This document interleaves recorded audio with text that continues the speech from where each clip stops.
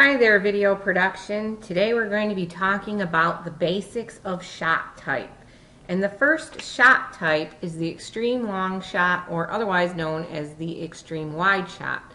You'll see abbreviations for it as XLS, ELS, and EWS, or even XWS.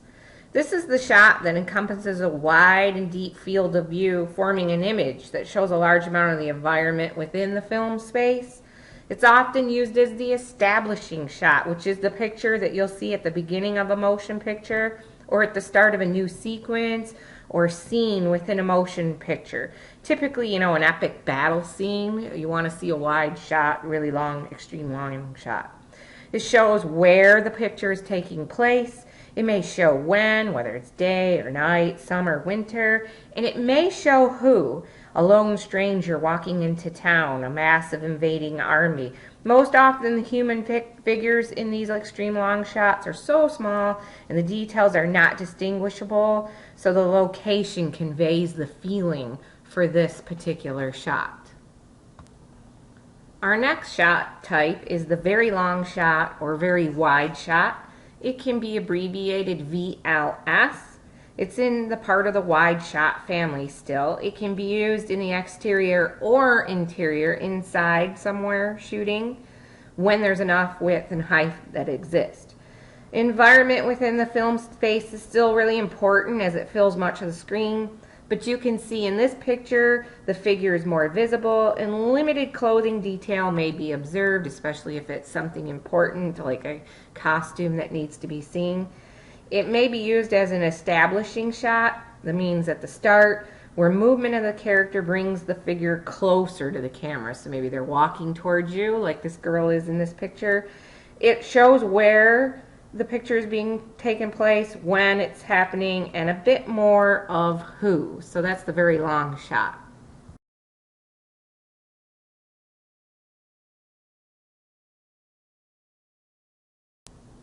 Our next shot is the long shot, or the wide shot, or sometimes called the full shot. It's abbreviated LS and or WS. It can be used inside or outside for your shooting. It's usually considered a full body shot, but in close to a figure with head and feet just visible in the frame.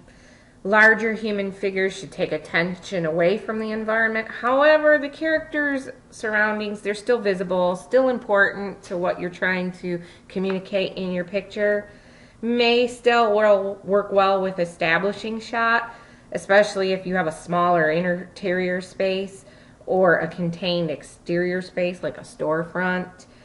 Shows where, when, and who, definitely. The gender, the clothing, the movements, and general facial expressions are more easily observed. As you can see what she's wearing, you can see what's in her surroundings, but you know that the most important part of this picture is that your focus is on your character and what's going on in that scene and in that picture.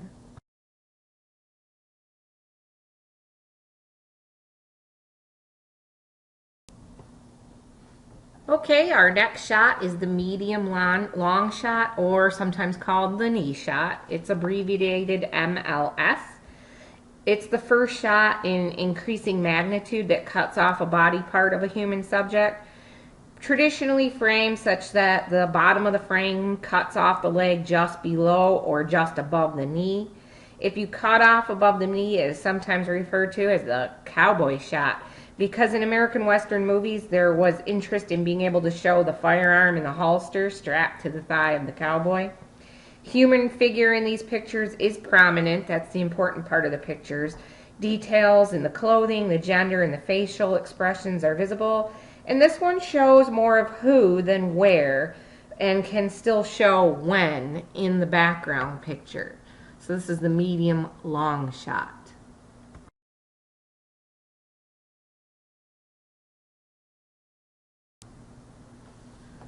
Our next shot is the medium shot. The medium shot is the type of shot that nearly approximates how we as humans see the environment mostly immediately around us. So as we're looking around, this is our view. It's roughly from the waist up. And a viewer watching a medium shot should feel comfortable with the proximity because the subject is near but not in your personal space, not too close. When you're doing a medium shot, you want to make sure that you are careful not to break frame, have an actor's body part touch or move beyond the established edge of the picture frame. Breaking frame means that they've fallen off the screen, and on a medium shot that should not happen. Certainly this shows who and may still provide generic detail about where, if you're inside an apartment, a store, if you're out in the forest, and when, whether it's day or night or a season. But this is the mid shot, the waist shot, and it is abbreviated MS.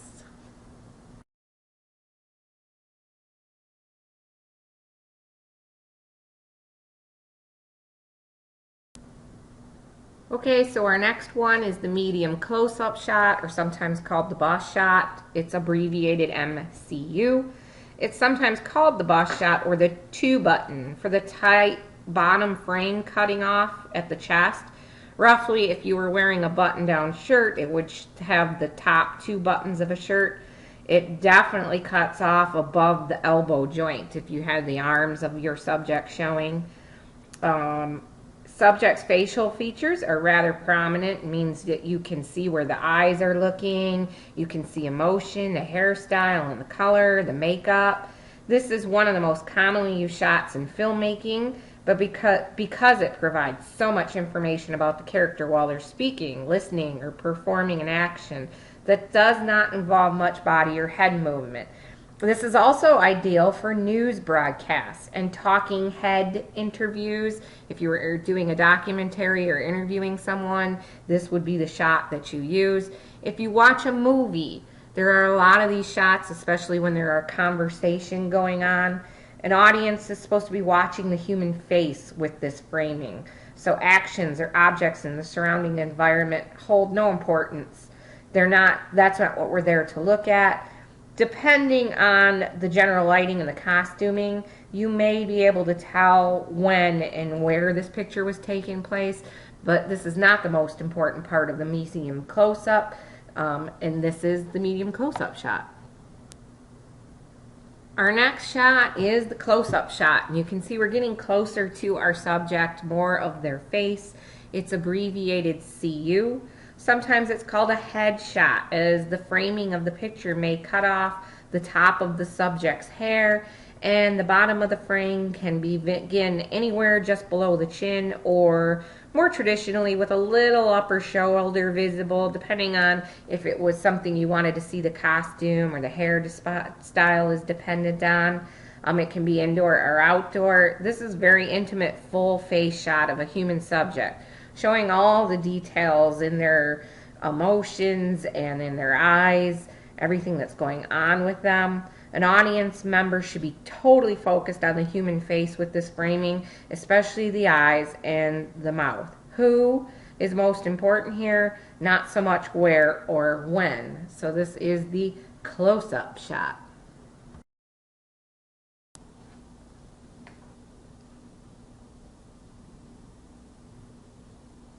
Our next shot is the big close-up, or the choker shot, or sometimes called the tight close-up. In the US, they usually refer to it as a choker or tight close-up. This is where the human face occupies as much of the frame as possible, but still shows the key features, the eyes, the nose, and the mouth at once. However, you can see in this picture the top of the forehead and the bottom of the chin are cut off. This is an emotional connection shot. It's easy to make that emotional connection with this in-your-face framing because you see so much of the face. This shot is about the who and how that who feels. If they're angry or they're scared or they're happy or they have other thoughts going on while they're doing what they're doing in that movie. So this is the tight close-up or the choker shot.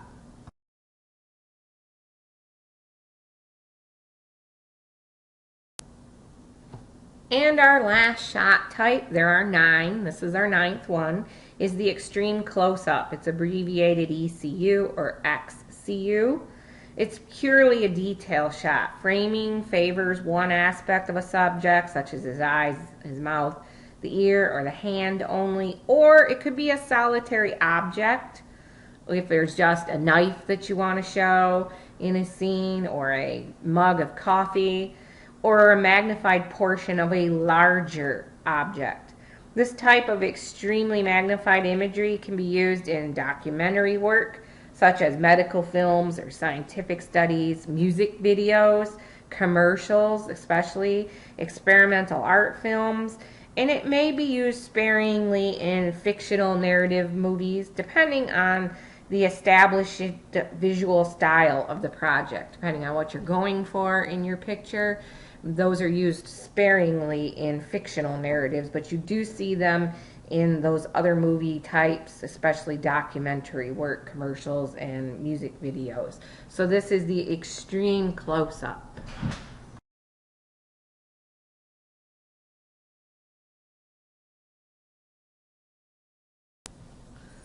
Now it's your turn. Get a piece of paper, go back and watch the video, and write down the 9 shot types.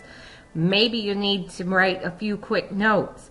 Maybe you need to remember that one is waist up, one is knees up, one is only the top of the forehead is cut off and the chin is cut off.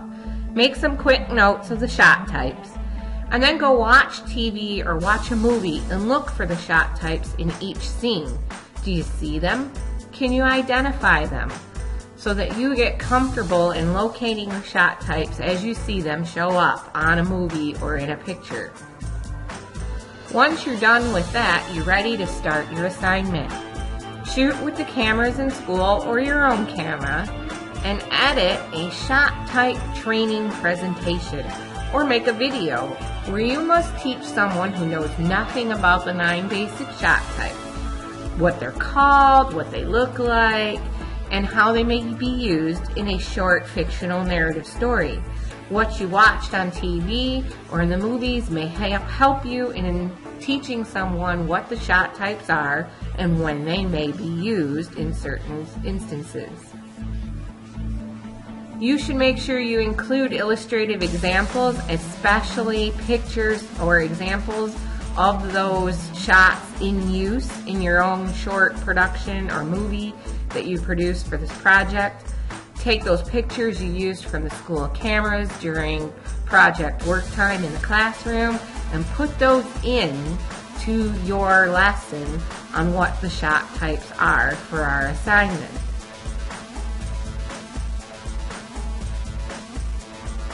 You want to make sure that you have titles or keyed in graphics. Make sure there's a voiceover or some way to make those points that you need to make, clarify them, teaching your lesson. So use some graphics or use voiceover to make the point that you need to make. Some programs you may consider for creating this project include, but they're not limited to, Make a Prezi, Make a Voice Thread, use Animoto, use WeVideo. If you want to use your own iPhone or your Android phone cameras and video production, you have an iPad, or you want to use the computers in the classroom, this is your time to get creative. You have project work time in the classroom. If you need help with any of those programs, you need to learn how to make a Prezi, you need to learn how to use WeVideo, see me during project work time, and we will help you learn how to create these things so that you can create your own shot type training video that we can be using for training of other students. Good luck!